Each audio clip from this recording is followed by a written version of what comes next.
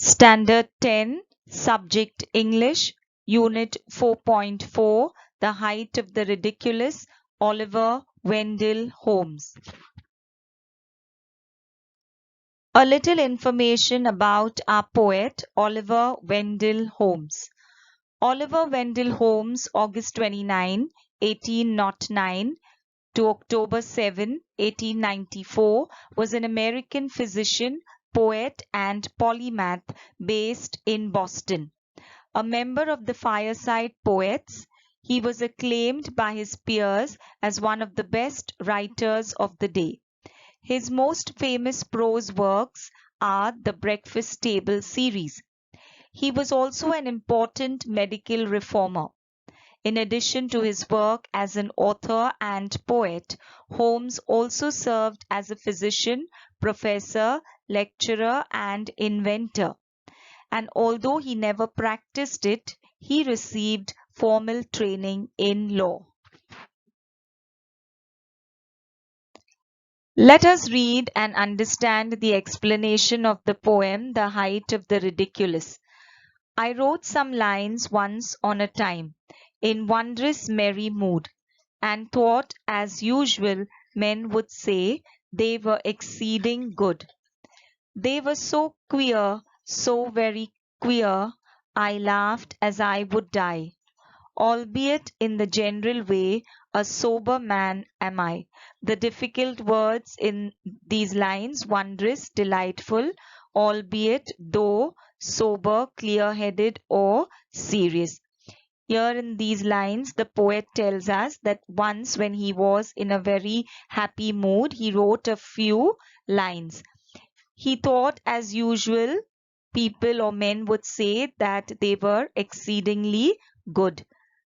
The lines were so funny and strange that even though generally he is a sober man, while reading them he thought that he would die laughing.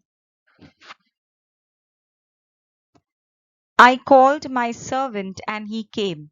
How kind it was of him to mind a slender man like me, he of the mighty limb. These to the printer, I exclaimed, and in my humorous way I added, as a trifling jest, there'll be the devil to pay. Trifling jest, a small simple joke of no importance. Here slender is thin, mighty is strong. In these lines, the poet tells us that he called his servant a strong man.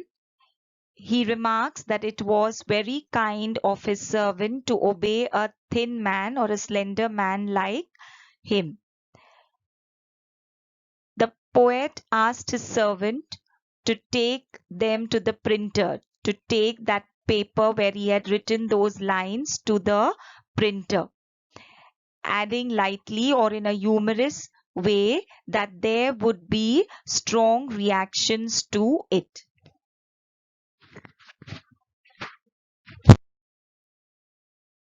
He took the paper and I watched and saw him peep within.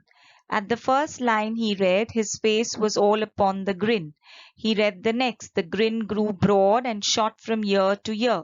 He read the third, a chuckling noise I now began to hear. The meaning of chuckling noise, laugh quietly or inwardly.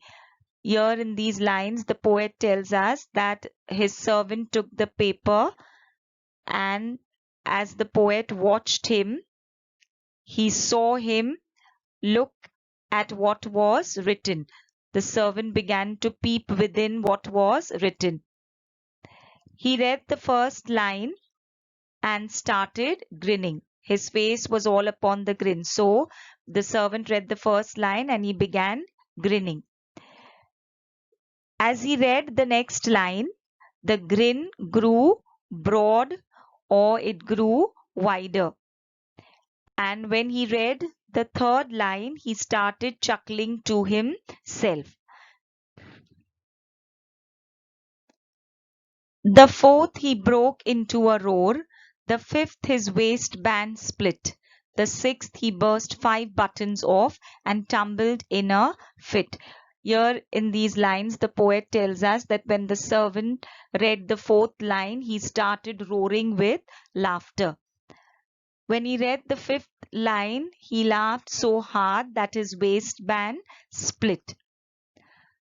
After the sixth, that is when he read the sixth line, he burst 5 buttons off and went into a laughing fit, and he tumbled in a fit. So he tumbled in a laughing fit.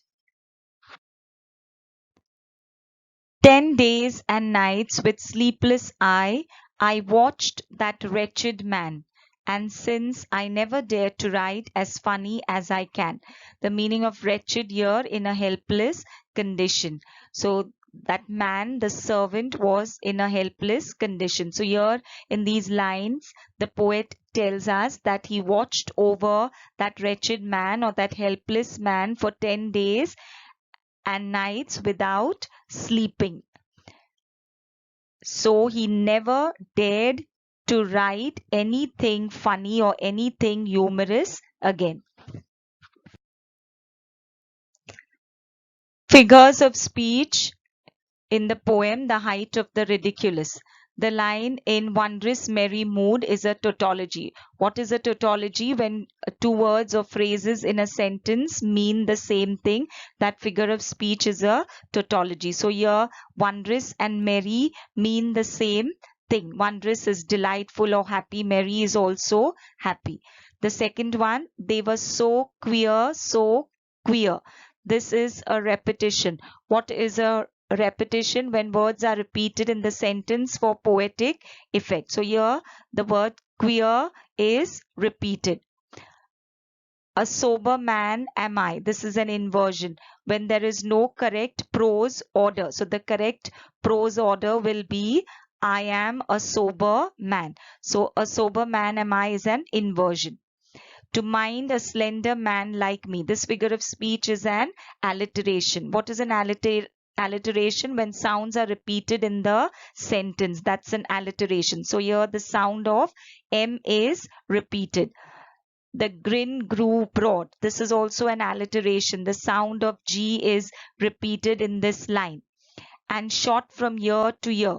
We know the grin shot from year to year. The grin grew wider and shot from year to year. So this is an hyperbole. What is an hyperbole? An exaggerated statement. He broke into a roar. That is an onomatopoeia. What is an onomatopoeia? When a word conveys sound. So here roar conveys sound. So therefore this line, he broke into a roar, is onomatopoeia. 10 days and nights with sleepless eye. This is a transferred epithet. The meaning of epithet is adjective. So when the adjective is transferred from its rightful noun to another in the sentence, it is called as a transferred epithet. So you see this adjective sleepless is transferred from the rightful noun. Who is sleepless? The person. So it is transferred to another noun, that is I, and therefore it is a transferred epithet. Homework to be done. Complete the English workshop given at the end of the poem. First, order of sequence. Arrange the following reactions in their proper order as per the poem. The second one, complete question number 3 and 8, that is appreciation of the poem. Find out expressions from the poem that indicate funny moments.